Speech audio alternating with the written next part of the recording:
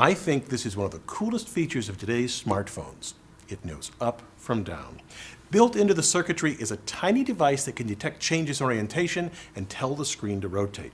Now, let me show you what it looks like using an old iPhone.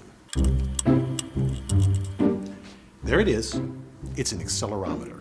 I'll tell you how this kind of chip works and how it's made, but first some basics of accelerometers. They have two fundamental parts: a housing attached to the object whose acceleration we want to measure, and a mass that, while tethered to the housing, can still move. Here it's a spring with a heavy metal ball.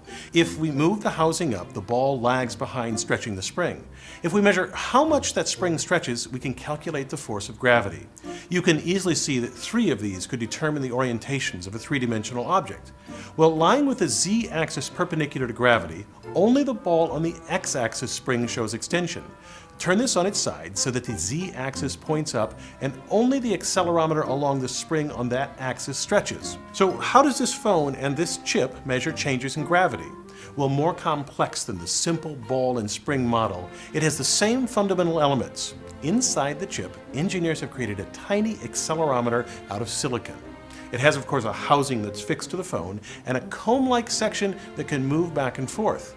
That's the seismic mass equivalent to the ball. The spring in this case is the flexibility of the thin silicon tethering it to the housing. Now, clearly, if we can measure the motion of this central section, we can detect changes in orientation. To see how that's done, examine 3 of the fingers on the accelerometer. The 3 fingers make up a differential capacitor. That means that if the center section moves, then current will flow. Engineers correlate the amount of flowing current to acceleration. This accelerometer fascinates me, but even more amazing is how they make such a thing. It would seem nearly impossible to make such an intricate device as this tiny smartphone accelerometer. At only 500 microns across, no tiny tools could craft such a thing. Instead, engineers use some unique chemical properties of silicon to etch the accelerometer's fingers in H-shaped sections. Now, to get an idea of how they do this, let me show you how to make a single cantilevered beam, like a diving board, in a small chunk of silicon.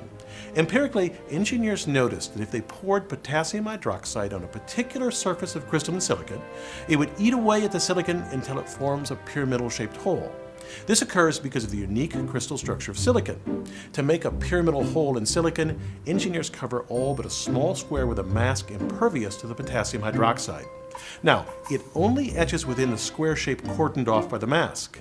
The potassium hydroxide dissolves silicon faster in the vertical than in the horizontal direction. This is why it makes a pyramidal hole. Now, to make a cantilevered beam, engineers follow these steps. First, mask the surface except for a U-shaped section. At first, the potassium hydroxide will cut 2 inverse pyramids side by side.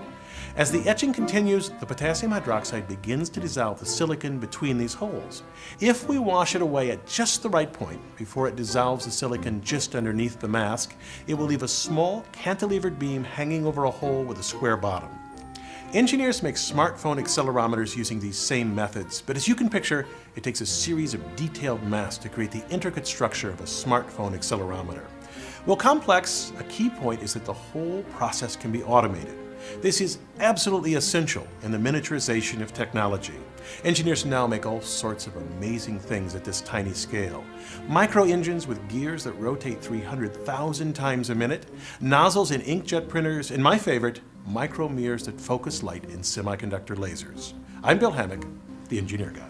This video is based on a chapter in the book, 8 Amazing Engineering Stories. The chapter features more information about this subject. Learn more about the book at the address below.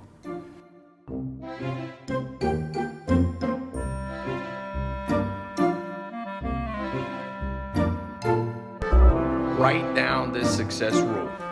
Trust me.